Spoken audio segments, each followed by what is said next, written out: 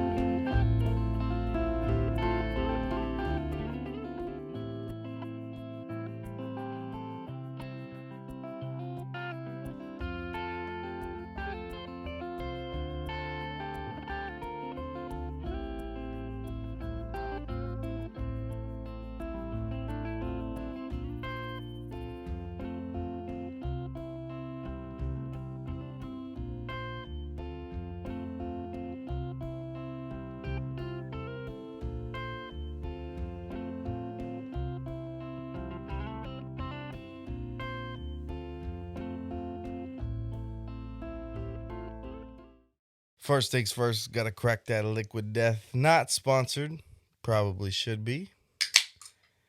Um, it's interesting, liquid death. You know, you hear about it on a lot of podcasts and see it on social media and things like that. Um, I don't really drink, so it's really good for me because if you're seeing this on YouTube and you haven't seen a can, um, if you're just listening to it, I'm sorry you can't really see, but Google it, look it up, liquid death. It's literally just water. Um, so I don't really drink, but it looks like it's a tall boy beer. And so when I'm at like a tailgate or a party or something like that, and I'm drinking one of those, people don't ask like, "Hey, why aren't you drinking?" You walk around with a bottle of water, people are like, "Oh, this guy, like, what's wrong with you?" I don't really drink anymore, so I just pop one open at a tailgate, a party, whatever, wherever we're doing, and people pretty much leave you alone. So if you're like me, don't drink.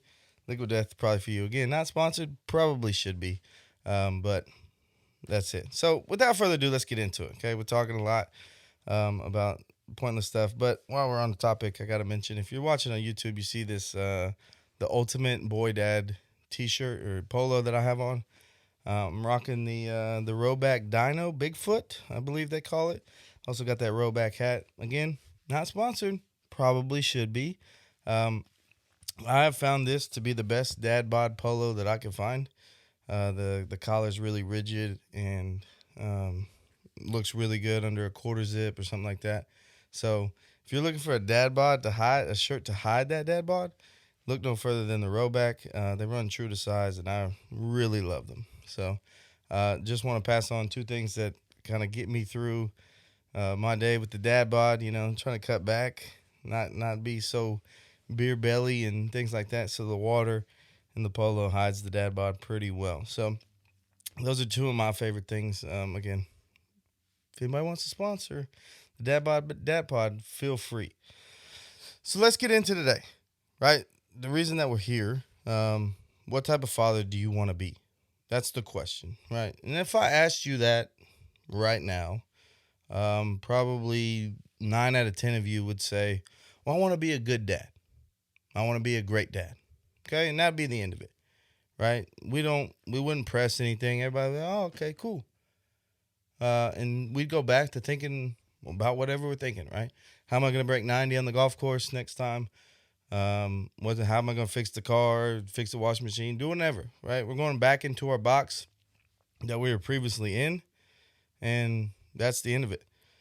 But a couple weeks ago, which is really the genesis of this whole podcast, right? Somebody asked me that question, and like 9 out of 10 of you would say, I want to be a great dad. And I thought that was going to be the end of it, right? And then the question was followed up with, well, what does a great dad mean? And I said, man, I don't I don't really know, right? What is a great dad? And so I had to stop and think. I had to stop and think for a little while. I had to stop and think for probably 2 minutes, and I said, man, um, I don't I don't really know, right? That was my response. Was I don't really know. I don't know what a great dad means. They said, well, think about it. I have time. And this was not even a dad, right? This was just somebody that I know that, hey, we're going to have a kid. Great, great, congratulations, We, carrying on, talking, whatever. Hey, what kind of dad do you want to be? I want to be a great dad. I mean, that's the answer, right? That's what you're supposed to say. I want to be a great dad. I want to be the best dad that I can be. Okay, cool. Now put that into context. What does that actually mean? Man, I mean, that hit deep. It hit me deep. It was the genesis of this podcast. I don't know if genesis is the right word, right? I don't know. I'm not really good with words. But it was the motivation for me really diving deep into my thoughts and feelings about being a dad and really starting to realize that I'm learning so much. And from that point, I started writing stuff down. Um, so this was probably, like I said, a couple weeks. It's probably been a couple months by now. And I started writing stuff down. Something would happen and I just jot it down in my notes, on my phone. I don't have a journal. I'm going to start a journal, but I don't have an actual, like, physically write it down. But something happens, I get a couple minutes to reflect. I get in my notes in my phone and I type it out, right? And so this happened, and I wrote it down. Like, what kind of dad do I want to be? And so I sat there and I thought about this for probably 4 minutes of completely awkward silence with this person staring at me, waiting for a response. And to be quite honest, I got emotional, right? Like, I mean, almost boohoo crying. And I don't cry. And it wasn't like a sad emotion. It was just a lot of emotions came with that question because I started reflecting on my dad, right? And my relationship with my father, which, by the way, is great. He and I did a lot of stuff, and I think that's why I got emotional, is because I was thankful that he was able to, give me the childhood that I have, and be that person that he was for me. And I said, man, I want to be like my dad, right? The end of the conversation, I want to be like my dad. What did your dad do specifically that makes you want to be? And I'm like, man, I can't catch a break, right? I'm sitting here thinking, okay, I've answered. I want to be a really good dad. Okay, what is a really good dad?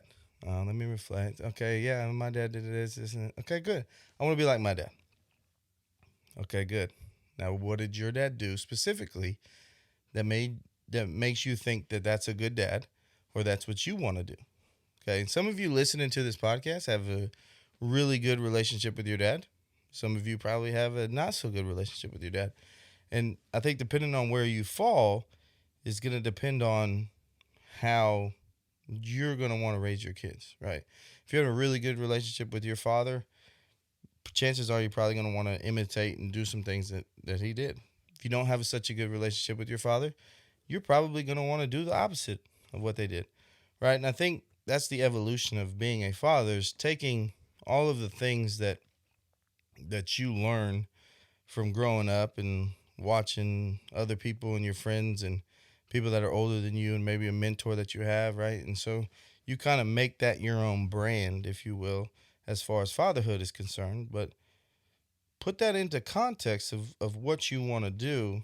And so I did that, right? And so what I came up with is I want to be present, number one, right? I think if we follow a stereotype, right, the father goes out and makes money and is working and doing all the things, right, providing for the household, and either mom or daycare or the school or grandma or somebody else is raising our children, right? In the education system, I see it all too often, right? For those of you that haven't listened to the intro, I'm a teacher. I see it every day that the school is raising kids, right? So I call a parent, hey, mom, you know, so and so got into a fight. No big deal, right? Shouldn't do it, but it is what it is. It happened, okay? Mom's response was, well, why didn't you? Why didn't the school? So why didn't this? And I don't I don't really have any problem with conflict. So my response is, you know what, mom, you're right. Or dad or grandma or grandpa, you're right. I get your kid for an hour a day. You've had him for 13 years, and it's my fault. Right? And I don't want to be that parent. If the school calls me and says, hey, your son got in a fight, well, that's on me, right? That's on me to take care of, not the school, right? The school's punishment is going to be the school's punishment. And I'm not saying I'm going to whoop my kid to they can't walk, whatever. But I'm going to take care of it at my house because I'm present in their growing up process, right? It's not the school's job. The school's punishment shouldn't be worse than my punishment at home. Right? When I was growing up, my parents never hit me. Never. I mean, very rarely did I get spanked or, hit with the spoon or whatever, right? But if I was given a choice, like I was an athlete, and so the teacher would say, hey, I can call dad or I can write a referral and you can go to detention. I'm going to detention. Absolutely. No questions asked. I'm going to detention. I would do anything so my dad wouldn't find out, right? And I think that was a disappointment, right? I didn't want to disappoint him and I didn't want my mom to be disappointed in me. And so I think that's a lot of other things. It's not a fear factor as much as it is like those are the people that I want their approval, right? And so, but I would do anything because my parents were present, right? And that's a lot of discipline talk and things like that. But I see it every day that the school is the people that are raising the kids, and I don't want that, right? I want to be present in my kid's life, and I think that includes like being at sporting events, right, or band competitions or karate, whatever the case may be, right? If the child is involved in something, I'm gonna be there, do everything that I can, right? I see a lot of parents, I coach too, so I see a lot of parents either not there, which is really sad, and I get it. We got work, we have to put, right, the lights aren't on, the food's not on the table, then it doesn't matter what you're doing after school. But, um, when you don't have a single parent there and the kids looking up into the stands like, oh, my mom didn't make it or my dad didn't make it, right? It's really hard for that kid. And so I want to be present, right? I'm not going to make everything. I don't think that's a realistic goal. I guess it is a realistic goal, but I don't know if it's a realistic possibility. I gotta get this death. I think it's a realistic. I don't know if it's a realistic possibility because things come up, right?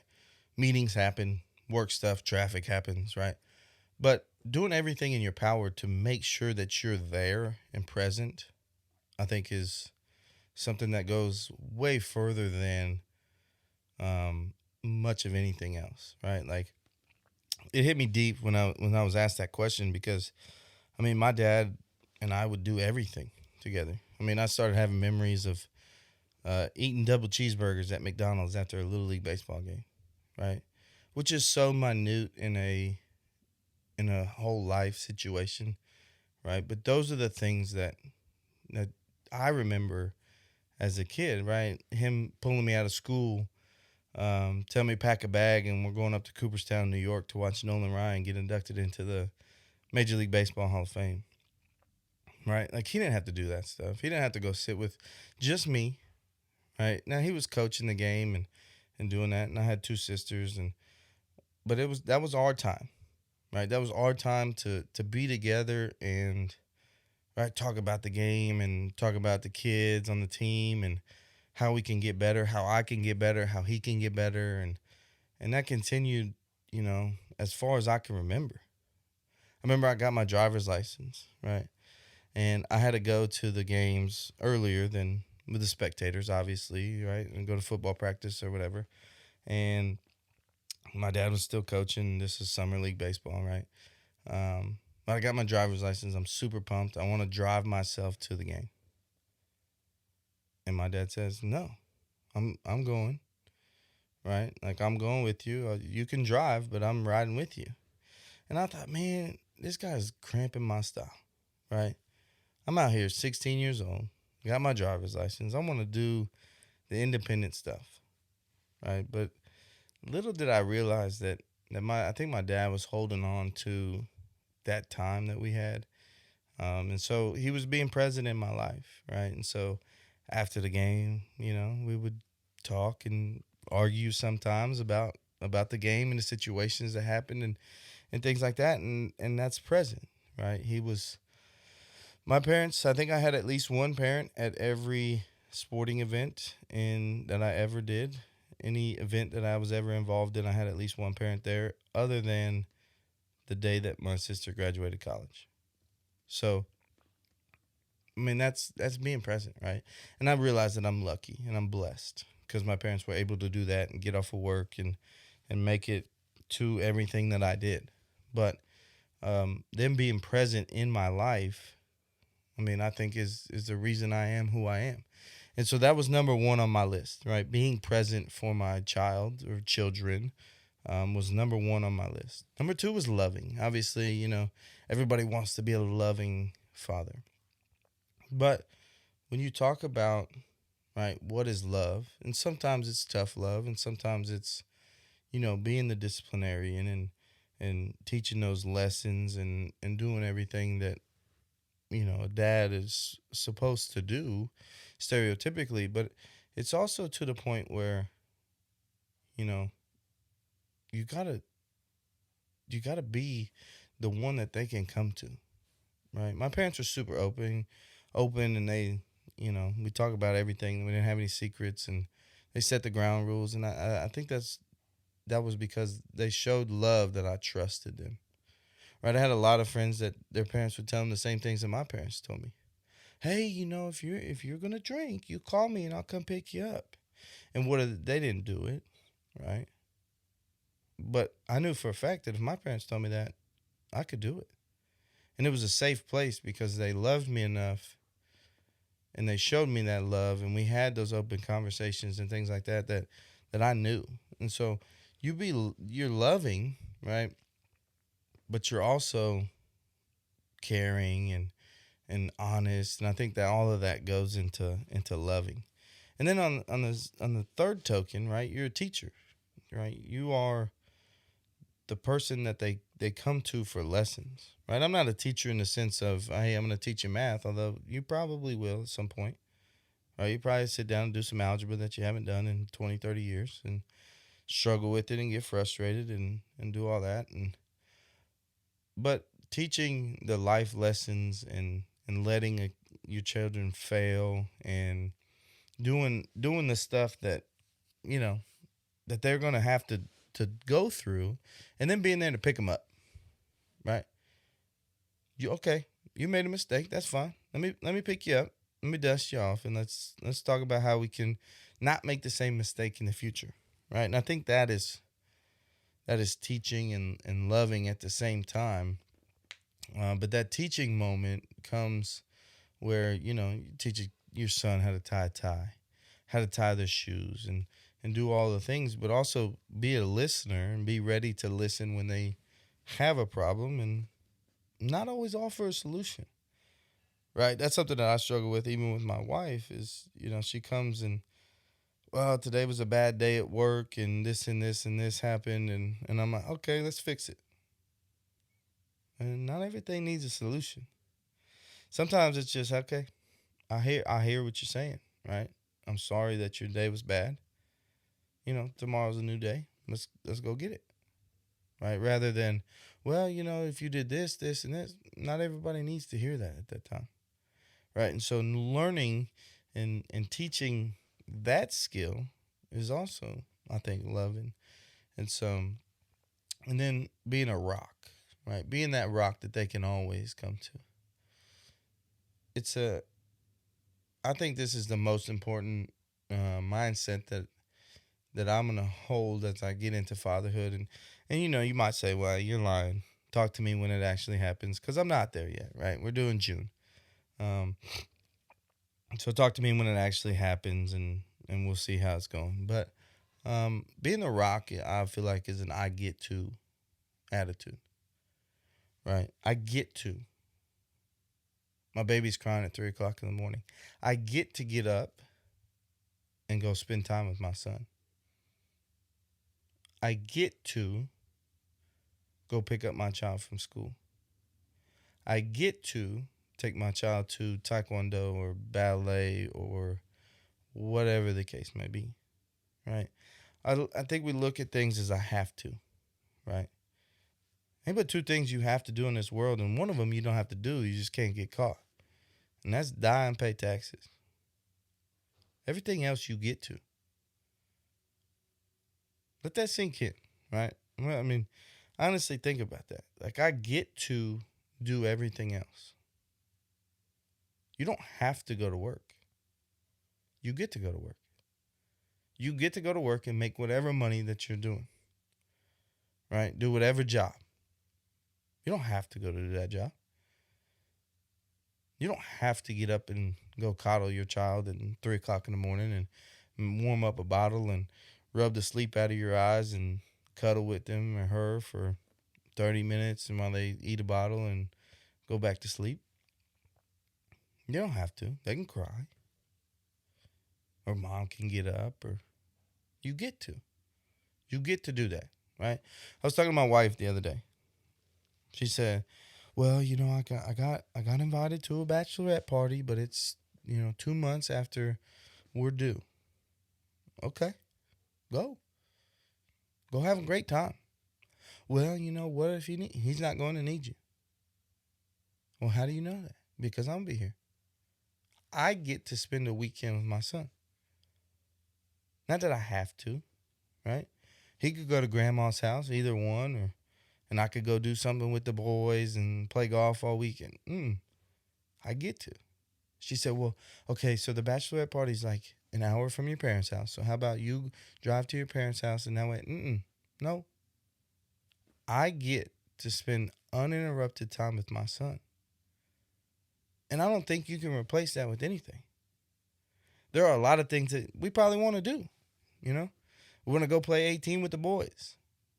Drink some liquid death or beers or whiskey and take shots and do whatever. Or do you get to spend time with your children? Now, that's not to say like, hey, you're never playing golf again. You're not going to the shooting range or fixing cars, whatever. All right, but those are choices that we make. And everybody needs the time to go relax and, hang out with the boys or go tinker with something. Like me, I'll tinker with stuff all the time. I'm a film podcast still planning on doing that, right, when the baby's here. So I'm going to take that time away from my children. But if we look at it as an I get to instead of I have to, I think it's a totally different perspective on fatherhood, right? So I get to be a dad. I don't have to. I don't have to stay here. I don't have to be in this marriage and try to make it work and, fight every day and choose my wife every day. I get to do that. You get to do that. You choose what kind of father you want to be. You choose what kind of husband you want to be. And when you start thinking about that, it's pretty powerful. So here's my question for you, and we're going to get out of here. Short and sweet. What kind of father do you want to be? Get past I want to be a good dad. I want to be a great dad. Right? And what kind of father do you want to be? Do you want to be present? Do you want to be loving? Do you want to be that disciplinarian? Like that Will Smith song. Just the two of us. But I will touch that butt if you get out of line. Right? What kind of dad do you want to be? What kind of father do you get to be? What choices can you make to be a better father? What choices can you make to be a better dad, a better husband for your children, and for your wife. That is what you have to figure out. It hits deep, okay? Take some time, reflect on it. Really, really think about, what kind of dad do I want to be? And that's it. Figure that out. You're going to start prioritizing things a little bit differently. What kind of father do you want to be? If you haven't already, go to the YouTube channel, Will and Jess. Smash that subscribe button so you can see the nice outfits that I'm rocking every day in this podcast. You see the video version of it. We post a little bit of videos on other things too, but that's kind of the home of the Dad Bod Dad Pod right now. Thinking about launching the other channel, but right now that's the home of the Dad Bod Dad Pod. Follow us on Instagram, Twitter, TikTok. See all the things. Go to the website. Check out that merch store. Get some good dad bod things, and support the podcast any way you can. I really have enjoyed making these. I guess we're only on episode 2, but just the whole process of preparing for shows and doing all that. And I hope this content today was beneficial to you. If you're getting anything out of this podcast, please rate it on wherever you get your podcast, whether it's Apple, iTunes, Spotify, wherever it is that you're listening to this. Leave me a rating, a comment, something. Let me know if you're enjoying it, and I hope that y'all stay well. We'll see you in the next one.